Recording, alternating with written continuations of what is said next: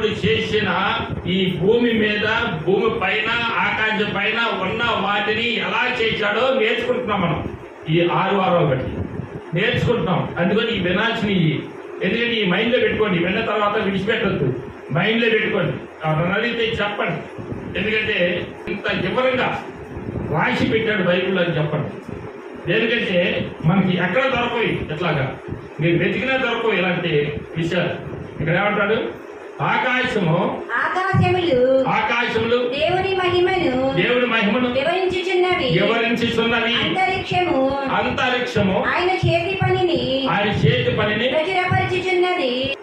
కానీ అక్కడ ఆకాశము తన మహిమను కనపరుస్తుంటే మనం ఆకాశం వైపు చూసినప్పుడు మనకి ఏమనిపించింది? సాయంత్రం పూట ప్రత్యేకంగా బయటకు వచ్చి ఆకాశం వైపు నక్షత్రాలు ఉన్నప్పుడు ప్రశాంతంగా చూడండి. మీ మైండ్లోకి ఎలా వచ్చిందో ఆలోచించేస్తాం.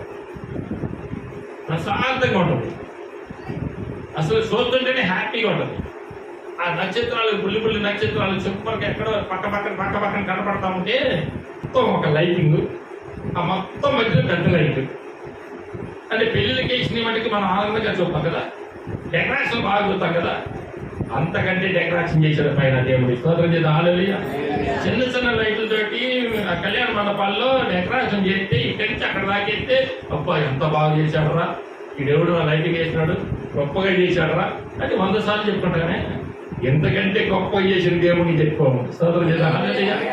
అవునా కదా? ఎంతకంటే గొప్పగా నీకు చిన్న లైటింగ్ వేసి చిన్న లైట్ల మధ్యలో మళ్ళీ తిరిగి చంద్రుడిని పెట్టి ఆ ఆకాశం వైపు చూడు నా మహిమను ఎంత కనపరుస్తున్నాయి అంటాడు. ఆకాశం వైపు చూసినప్పుడు తన మహిమను కనపరుస్తుంది అంట. చదువు ఇంకా అంతరిక్షము ఆయన చేతి పనిని, ఎవరి చేతి పనిని?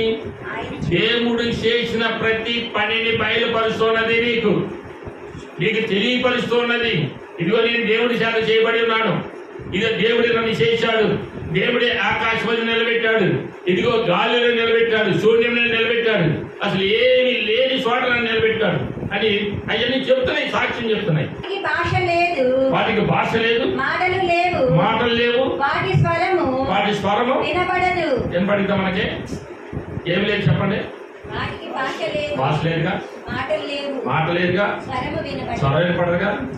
నీకు స్వరాన్ని ఇచ్చాడుగా, మాట ఇచ్చాడుగా, భాష ఇచ్చాడుగా. అవి బయలుపరచినట్టుగా నువ్వు బయలుపరచం, అవి చెప్తున్నట్టుగా నువ్వు చెప్ప.